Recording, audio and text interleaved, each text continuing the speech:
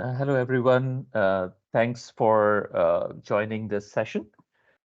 My name is Dr. Shariq Khoja, and I'm the founder and CEO of the organization called Tech for Life Enterprises.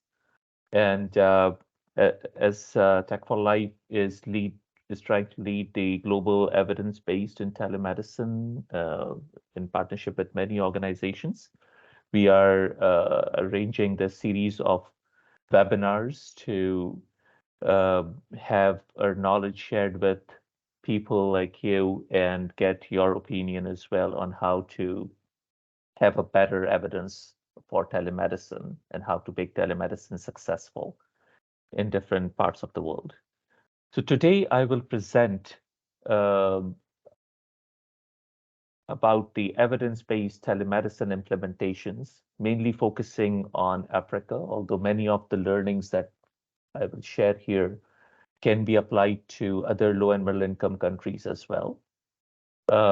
We will keep the questions to the end, and we have team members who will manage the questions towards the end. So please hold on to any observations, comments, or questions that you have till the end of the presentation. So this 20-25 minute session that I will take would focus, as I said, on how telemedicine can be implemented in an evidence-based manner. Uh, although, as you would agree, it's not possible for any one presentation to um, summarize the entire evidence that is available uh, in the world for telemedicine or even in the region of Africa. So what I will try to do initially is to focus on uh, why telemedicine is even needed. What are the actual gaps that telemedicine can fulfill in the context of low and middle income countries and specifically Africa, and what are the opportunities?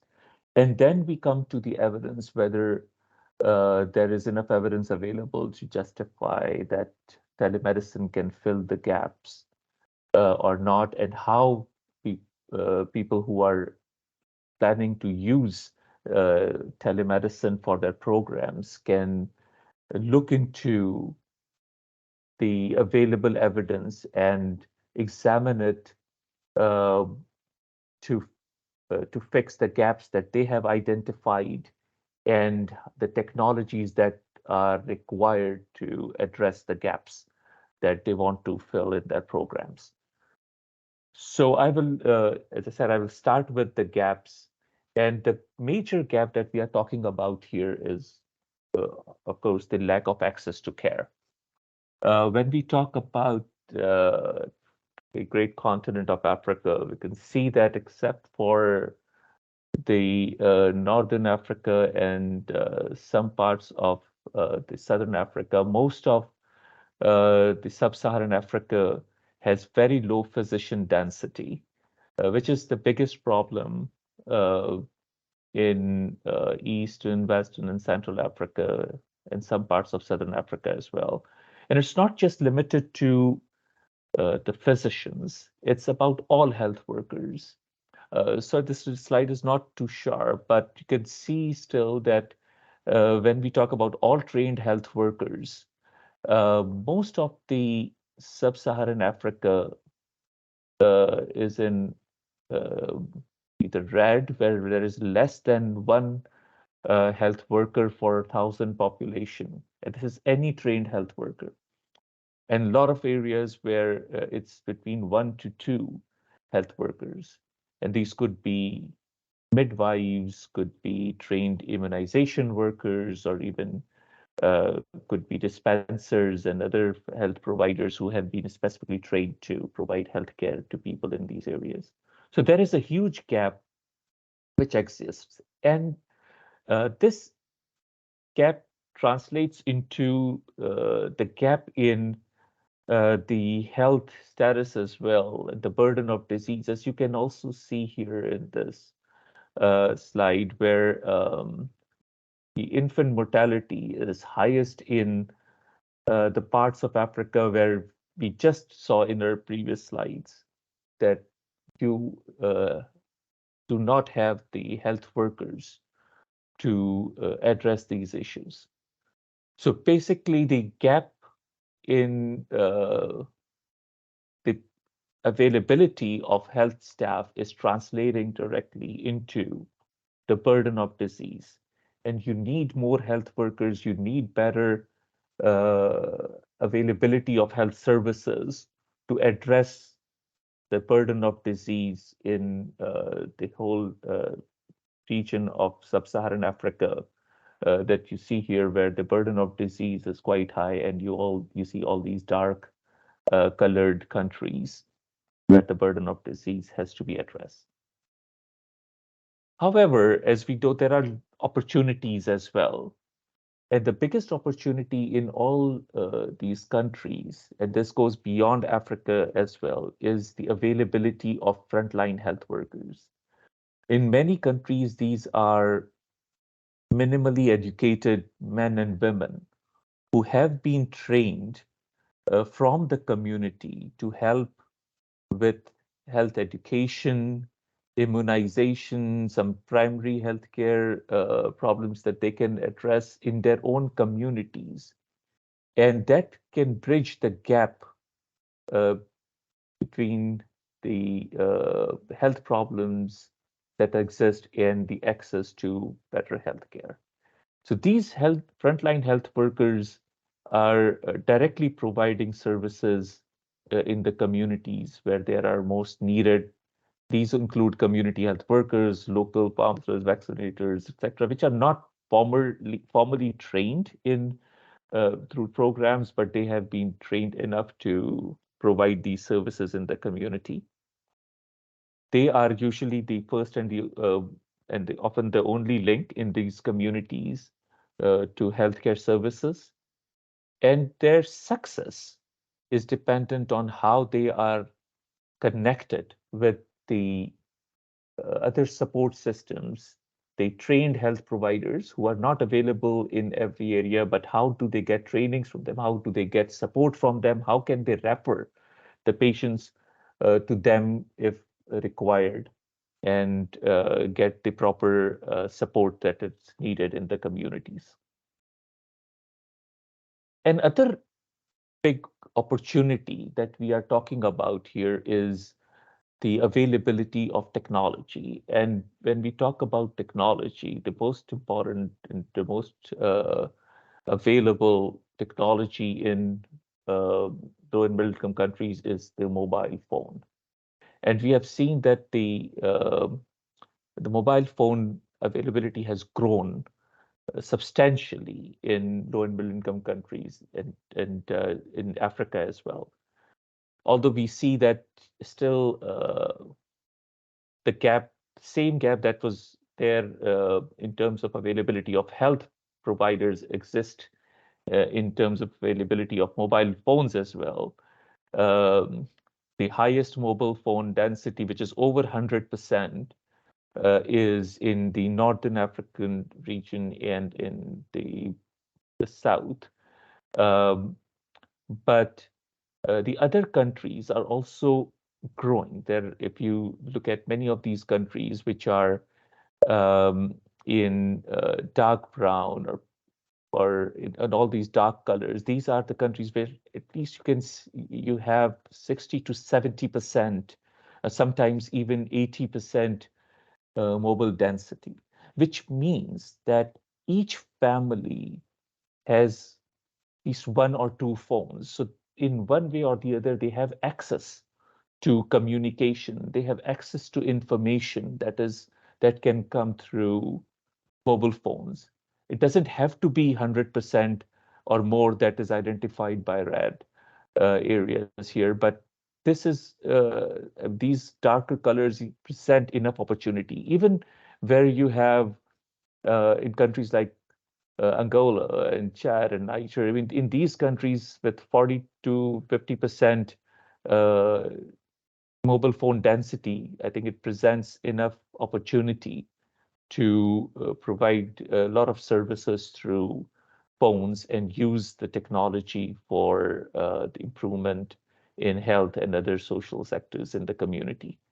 There are just few countries, uh, in Central Africa where the gap still exists and there is a need for improvement in infrastructure before a lot of other things can work. But in most parts, we can see that the penetration is good enough. In recent, if you look at recent data, we can see that in 2021, there were 515 million phones in sub-Saharan Africa, and now it's likely to grow even higher. And the actual penetration for 49% of smartphones is likely to grow to 61%. So this is a huge opportunity, and if most people have smartphones, that it will give further opportunity for the health workers and other health programs to have access to better knowledge, better information, better services for the people, and those can help in providing better healthcare to the public as well.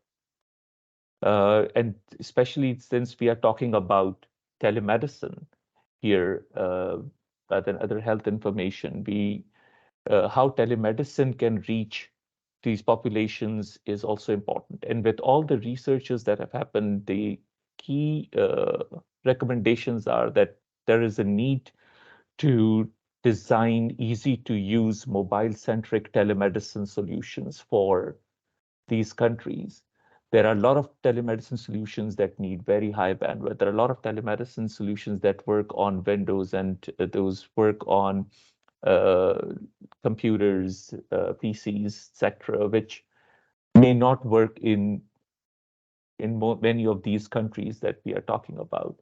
The solutions that would work will have to be mobile centric. They have to be low cost and low bandwidth solutions if we are looking for a scalability. See, the paying capacity in these countries is not that high, whether the programs are started by the governments or other organizations. So we have to be low cost, and bandwidth is a very important thing. Although we can see the cell phone penetration growing, we also see smartphones growing, but the stability of internet is still an issue in many countries. So you need solutions that work on low bandwidth so that they can be scaled in these countries. The focus of the telemedicine solutions have to be to empower both the patients and frontline health workers, especially the frontline health workers the ones who are in the communities. And in the areas where there are no frontline health workers, then the community members themselves should feel empowered with these solutions. They can easily use those solutions to connect with the right health providers and get the support that is needed. And finally, the trained health providers that are available, I don't think these are very limited in many of these countries, but how these frontline health workers and patients access this scarce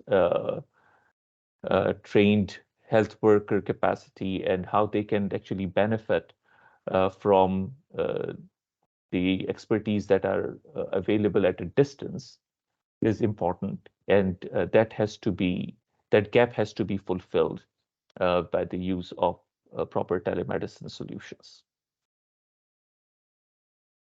What we are saying is that when we use telemedicine in different countries, there are different models. One is the patient to provider model. So patient basically can have the mobile phone and the applications for telemedicine right on their phones, and they can connect with their frontline health worker or the first line of response, which could be a midwife, a nurse, or any other community member in the community as well. And where they are not available, it can be any community-based health worker. So their information goes there if they want to have a telemedicine consultation with them, with these health providers, they can do it. And so that is a patient to provider model of consultation. But at the same time, what is really important is that these community-based health workers or frontline health workers should have proper technologies available so they can connect to the next level of care, which is to the experts, and get the right support available for the communities. And this provider to provider model is something that uh, has worked better in low and middle income, especially in most remote areas, where you can give the right tools to the community-based and the other frontline health providers who could take the mobile phones or smartphones to the homes of the community or to the central facilities where they are. And they can screen the patients and get the consultation required from the experts wherever needed. So this model can work the best in most areas where you have limited resources, but in areas where there are more smartphones available to the patients as well, there is availability to connect patients directly to different levels of health providers. Even that model can be extremely helpful. When it comes to evidence, there are a lot of studies that are available uh, in last decade or so. A lot of evidence has come, and more so in the last 2 years during the COVID times. A lot of people use telemedicine in different parts of the world, and they tried to publish the data on how their experience with telemedicine programs has been. We are focusing mainly on Africa and try to look at what studies are available and what evidence is there to show that telemedicine programs have been um, beneficial for health providers and for the communities in the last decade or so. When we looked at the evidence uh, and evaluated these studies using the global standards, especially the Jovell and Navarro-Rubio criteria, we can see that most of these studies are at a very low level because these are mostly descriptive studies or case reports that have been published just to show that telemedicine was used in a specific area and how it was used um, by the community, or how satisfied the community was, or how satisfied the health providers were. That said, they did not give any further evidence of how effective telemedicine was in diagnosing any type of problems, or how it improved the health system, or it did have any uh, major outcomes or impact on the health of the population. Although there have been some studies that have tried to show that, so those qualify in level 7 as case control studies, or you can see retrospective and prospective studies that have looked at the data in more depth. Then there had been some 4 small randomized controlled trials and some large trials as well. Uh, so the data is started to come, although even these studies, as we saw, did not really present a very long-term impact, but at least they have shown the data in a controlled. We can say that the evidence is more reliable in with these studies. What these studies are actually saying is that 43% of the studies actually said that telemedicine has improved the quality of care in uh, in the African regions, basically in sub-Saharan Africa. which means that the patients and providers have felt more satisfied with the quality of service that is being provided.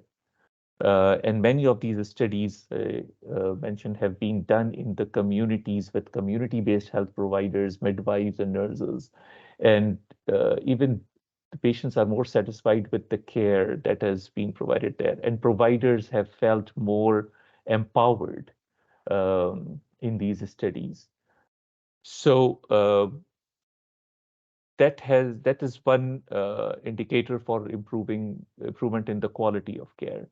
Uh, they have also felt that the diagnosis has improved. This is not very few studies have actually done, as I mentioned in my previous slide, a randomized controlled trial or proper long-term studies to show the evidence that it has really improved the diagnosis. But it was more about the perception that the diagnosis has improved and the health providers felt more empowered in providing better diagnosis and also quick diagnosis to the patients. So 20% of the studies have shown that the access to service has increased. And this is also a very important um, benefit to the population, as we highlighted initially, that access to care is a major issue. To even get access to services uh, by reducing travel, saving time, reaching out to the right specialist or an expert at the right time is critical. And telemedicine provided that support to reach to the specialist. Uh, 10 is the cost. So 12% of the studies did economic analysis. Some did the perception analysis. The other did a more detailed analysis and showed that yes, the cost of care, first the cost to the patients, and then the cost of care to the health providers and health systems has also improved. There are other studies who have talked about the management change and how the health systems have improved, and others have even talked about some policy changes that have happened or are likely to occur because of the uh, evidence that has been produced. And these are mainly the large systematic reviews. And and there are other studies which have talked about mixed outcomes, which fall under all the categories, etc. So there is good evidence that is now available, although the quality of evidence is still not as good. And we hope that a lot of telemedicine programs that are currently running in sub-Saharan Africa and in other regions of the world, especially in low and middle income countries, would try to improve the level of the evidence uh, that they can generate and share with other groups. And that evidence, if it's generated through proper uh, case control studies, or even better through randomized control trials, that would really allow people to have better evidence. And for that, we see the educational organizations also have to get involved and provide those research expertise. However, any evidence that is generated is critical, and if it's generated in more structured manner, would definitely help in giving people more learning and confidence in using telemedicine for different purposes in low and middle income countries. So this is basically a general overview of what evidence is available at TechForLife, and I'll just give you just one or two slides because we are working in many countries in Africa. What our goal is to improve the access to care and strengthen health systems. Exactly this what have been told previously in slides. So we are trying to do this through evidence-based use of telemedicine, and we are trying to make telemedicine access affordable and easy to use for health providers in the communities. And this has been done all over the world, especially in low and middle income countries by Tech for Life in partnering with the governments and many organizations. And our model is to do, even as a commercial organization, our model is to focus on the innovation, and we work on a 360-degree innovation model. So we identify the gaps in our systems using the knowledge from our partners. So whoever, whether it's a government or any large organization in low and middle countries that we partner with, what are the exact gaps that they are trying to fulfill? What are the services that they are trying to improve? How these can be improved? So that gap in system is the point to start.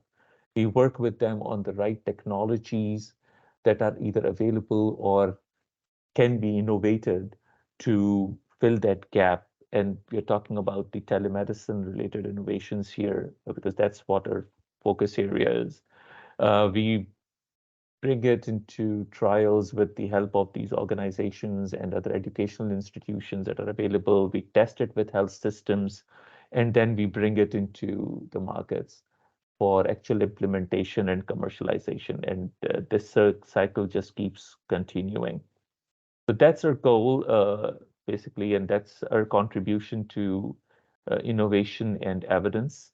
And you can see that through this cycle, we have been able to uh, develop MD Consoles, which is a HIPAA compliant software, and that is being used in many parts of the world. Uh, our digital stethoscopes, digital otoscopes and dermoscopes, and then most important, the complete telemedicine kits, um, which have been used by people in many, many countries for maternal health, for primary health care, for ambulances, for disasters. And I think that's all possible because of the evidence that we have been able to generate in partnerships with many organizations. And you can see that these implementations are going on all over the world uh, with the range of telemedicine kits. Very recently, we are also working on the drone telemedicine kits to reach even the areas which are not accessible um, through roads or any other means. So can get there and provide telemedicine. But all of these, as they are implemented in different parts of the world, need more evidence to show to the world how feasible this and other technologies that are available could be. So in conclusion, I think we have a very optimistic picture regarding telemedicine initiatives, especially because of the opportunities. Uh, the biggest opportunity, as I mentioned, is the community-based health workers, then the technology itself that is growing really fast. And with the growth in mobile technologies and especially the growth in smartphones in different countries in Africa, it is very likely that the telemedicine will become one of the frontline health services that are available to communities and to health providers in these regions. So I think that is very critical. Also, the evidence that is available is very useful, but still we are lacking the quality evidence. Some organizations are repeatedly producing good evidence, especially from South Africa and a couple of organizations in East Africa. But generally, the evidence is quality evidence is still lacking, which can be generalized and used to scale the programs, and that's where the gap is. So we certainly should work uh, within our programs and with partnerships with other experts to generate good evidence uh, from the telemedicine programs that are running. And that should then help in improving the readiness and policies across different countries and all over Africa.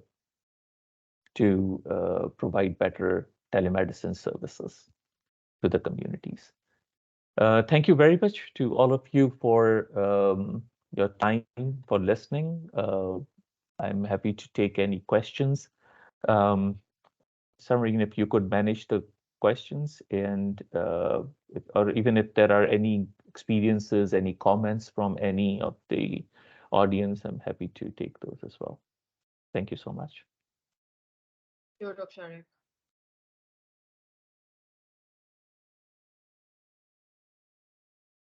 So, Katie, have some question? Yes, you can go ahead with your question, please. Hello, everyone. Thank you for this presentation. It was very good and insightful. I was just wondering, how would you evaluate the success of the telemedicine intervention? Thank you.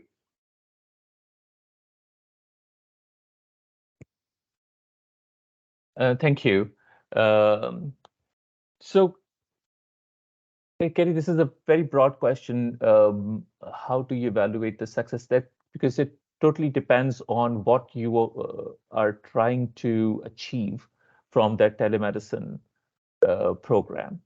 And uh, in many programs, I think the focus is just to fill a particular gap. So you are very specific to a certain health problem, and you want to have a telemedicine service to connect your patients who are coming to a health facility or in the community to a health provider, and you want to see whether that worked or not worked.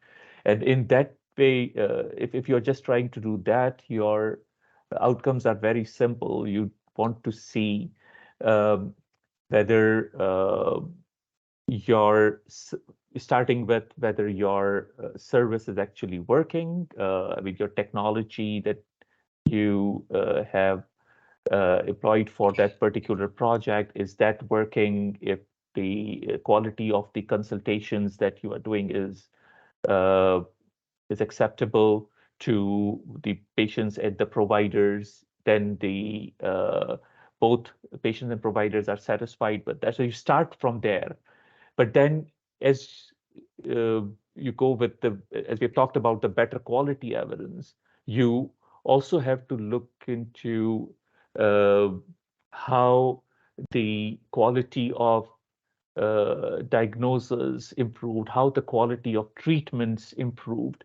And those require more time and more data to show that there is a real impact on the quality of care uh, that telemedicine is providing. Even if you are looking at the whole different levels of telemed of the level of evidence that I talked about, in which you have to look at comparable groups to see that the evidence is better. So yeah, although you are trying to evaluate your own program, but to really see the impact and make it more generalizable, you may also want to compare it with other control groups and say, yeah, whether this change in diagnosis and the treatment is only because of this telemedicine program, or there are other things that are also contributing to this change, and how much of this success can be attributed to telemedicine or not. So there are different ways of showing this success, but there are tools that are available which you can use as well. Uh, if you Google or look at the evidence, you will find different tools for evaluating digital health programs and telemedicine programs that can also help you first look at what level of service you are at, or what level of telemedicine program you are at, and based on that level, you can use a proper tool to evaluate your program. Uh, one of those tools, one of these tools is called KDS tool, which our team has developed, that has also been uh, uh, validated in many countries. If you would like any of those tools to be used, we can help you. You can contact those tools are available in open source. We can share it with you as well. And you can use for your programs. But Yes, sorry, this please. is a I would yeah, really sorry, this is a appreciate. very long answer to your question. But what I want No, to no, do no is problem. say I is would that really appreciate if you can share the tools with me, because I'm working on my research for that now, and it will be really helpful for me if I can include that in my research. Thank you. sure, yeah. So if you could email us with your specific need, we can certainly send you the tools, and we can also guide you how to use them. For sure. Thank you. Okay, so we also have another question from Mr. Shafi. Yes, go ahead, please. Yeah, hi. Fred, it's a good presentation. Thank you very much. I have a question regarding the cross-border compliances or regulatory, that governments use. It differs country to country. How do you manage it? And do you have presence already in the African region? If so, is that country-specific solutions that you're providing, or it's like one single solutions that fits for all countries? That's my question. Am I clear? Thank you. Yes, for sure. Yes. Yeah, so you're very right that there are policies which have been developed by different countries, especially with WHO's help. A lot of countries have been able to develop their own digital health policies, uh, which have a telemedicine component as well. Uh, we have reviewed those policies and been part of some of the development of these policies for some countries as well. Um, One thing that is common in most of the policies is that if you are providing telemedicine service to directly to the patients, you have to be registered as a physician or a licensed health provider in that country. I think that is one requirement which most of the countries have. Um, well, in some countries of Africa, or even you look in other regions, that this is common, that some countries allow cross-border um, uh, consultations or cross-border services by your licensed health providers, and that is applicable in telemedicine as well. That if you are allowed, for example, in one East African country, if you are licensed and you are allowed to go and practice for a certain time in another East African country, you can also use that for telemedicine, for example. That is allowed because you are allowed according through the policy.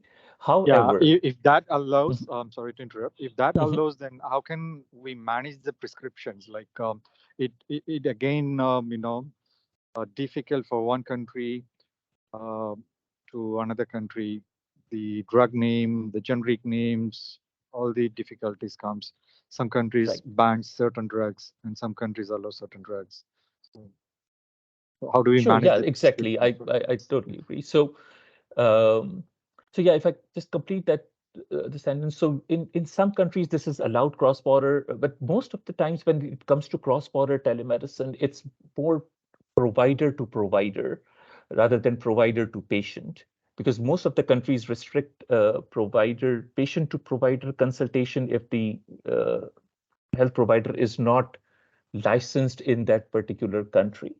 So that is important to know and understand. So in that scenario, you are working with a health provider uh, within that country who is responsible for the care to the patient, who is actually liable for that care, and they should know the local policies uh, and local requirements for providing the service.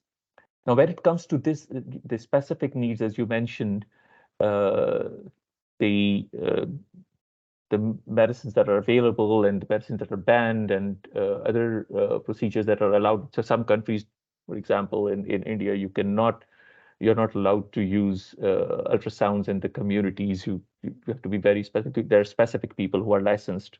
Only they can use. And in other countries, there is no such restrictions. I mean, those kind of things you always come across. And I think in that case, you have to be, when you're implementing your telemedicine program, you have to know what is allowed and what is not, and you use those specific programs. When we do it, we partner with organizations in specific countries. We get the list of the drugs, what is allowed, what is not allowed, what procedures are allowed, not allowed.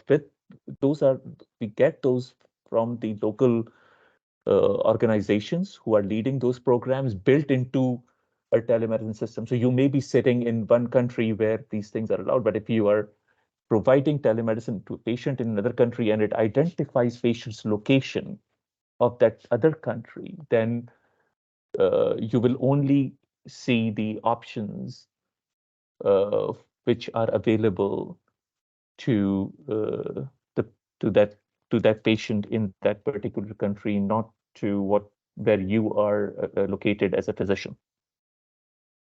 I know it's still very complicated. There may not be a simple answer, but I think the best thing is that you partner with the organizations who are based in those countries. At least you have a partnership with government or other organizations, and they help you design I those got it. Yes. programs. Thank you very much. Thank you. Are there any other questions?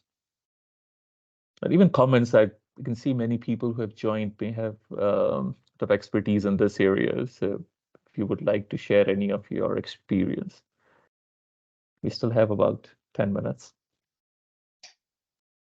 So there is a person, Essen, who also has some question. Please go ahead. Thank you. So yes, I have a question because region of Africa, we know that it's quite big, and we will have to dissect like into North Africa, East Africa, and even in the eastern part there, like a lot of countries.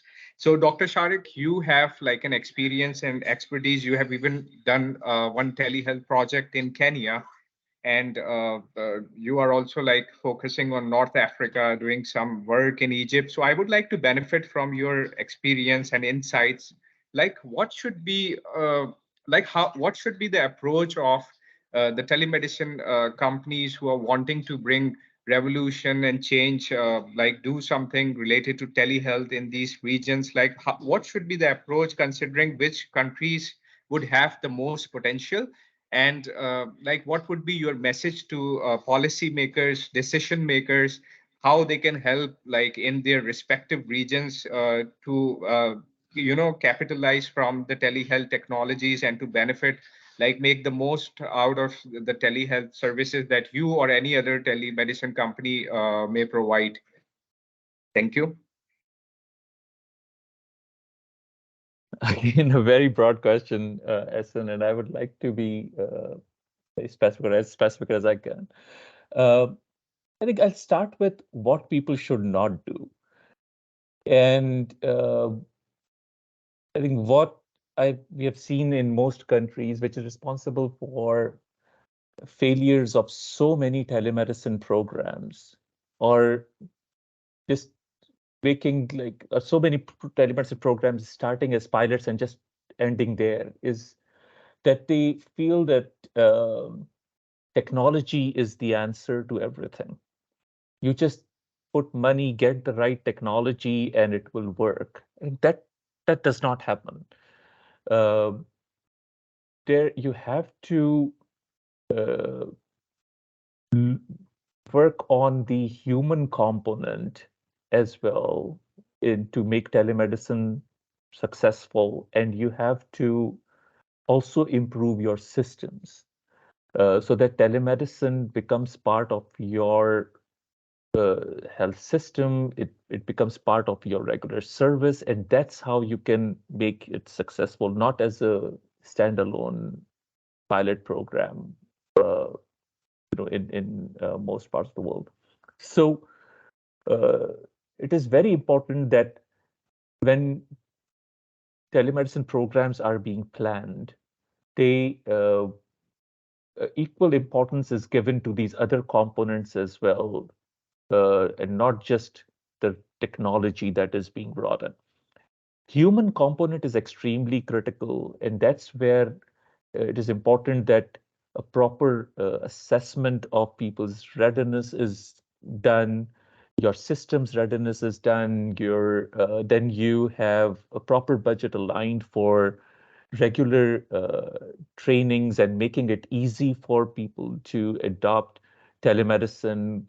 Good information is transferred to the users in the community as well, so that they accept telemedicine as a viable solution to their problems. And then when they have the experience of using telemedicine, it is also smooth. It gives them the satisfaction, at least equal to or better satisfaction than what face-to-face interaction would do. I mean, all these things are very critical to make a telemedicine program successful. So even at the planning level, this is what the message always is when we go for any programs, that you don't just decide, okay, if you are deciding on where to start a program or which specialty, it's not just the question of, you know, just the where who is asking for telemedicine and just prioritize based on that area, or wherever the most patients are coming from, you just go and start addressing that problem. You have to look at various things to evaluate. You have to evaluate your needs in a proper manner. And there are, again, as I said, talked about evaluation tools. There are tools available for telemedicine needs assessment. There are tools available for telemedicine readiness assessments. So you use those tools as your planning, as part of your planning, to make sure that you are selecting the areas which are where there is most need first. There is the readiness is there to make the telemedicine program accessible, or you have the resources to develop that readiness wherever the gaps are, and then you bring in the right technology to address those needs and build that readiness. I think that would be extremely critical to make a telemedicine program successful in any organization or any country. And what policies you develop and what other procedures develop, it all depend um on what kind of telemedicine programs are being implemented. But I think the important thing to make telemedicine programs successful is the understanding that your technology, human, and the system, all these components are extremely critical and should be properly assessed and taken care of during the whole telemedicine program. Does that answer your question? Yeah, sure. Thank you so much. That was pretty useful. Yeah. Thank you. So we can only take last question, which is again from Katie. Thank you. I just had I wanted to share our experience, if we have a couple of more Sure, minutes, yeah, relating absolutely. to this Thank you. question. So we tried to do a pilot project. We're only 2 months in, but what we've noticed so far is I agree with the previous statements. Absolutely, we need holistic approach to everything. But since we are focusing on underserved communities, the digital health literacy is quite low as well, and therefore that contributes towards not acceptance of the tool that we use, the devices and the telemedicine intervention in total. And then also, I think big part is, as you mentioned, the technology, but then it's how affordable that technology is for the system in general. Because I'm from Macedonia, it's not perfect, of course. We have lack of medical personnel. Their workload is high. They're underpaid, and of course, they're not motivated really to put much effort in teaching the patients on digital health literacy. They don't have enough time. And then, as I said before, the big part now, I think our biggest problem is the cost of the device that we're using at the moment. So unfortunately, as the time goes by and the results that are coming in just these days, I don't think that our intervention will be successful, mostly because of that, because of the cost. And then, of course, the Ministry of Health is not responding. They're deaf to the needs of the underserved communities as usual. And yeah, they just, and of course, we don't have, this was just a pilot. We wouldn't have enough data to support the policy change. But then, of course, it should be from the government that they're interested in this.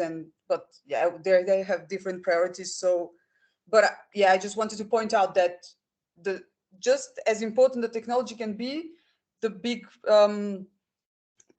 accent should be on the price as well of the service, because it can't be afforded. We even looked at to pay it by ourselves, but it's just too much. So maybe, I don't know, maybe we can try with to employ different kind of devices in future, but we'll see. At this point, it's very unfortunate, but I don't think that we'll have successful implementation of the intervention. Thank you. Thanks, Katie, for sharing your experience. Thank you. So I think we don't have any question on this thing. I would like to say thank you to everyone who have joined. We will also share the link for the recording with all the participants, and we'll hope. And also, I would like to thank Dr. Shariq Khoja for such a great presentation. And that's it from my side. So we would be sharing the link with you for the recording very soon. Thank you, everyone, for joining. And yeah, that should have the emails and everything. So if you have any other needs, like the tools or anything, please contact us on that same address. Thank you so much. Thank you, everyone. Thank you.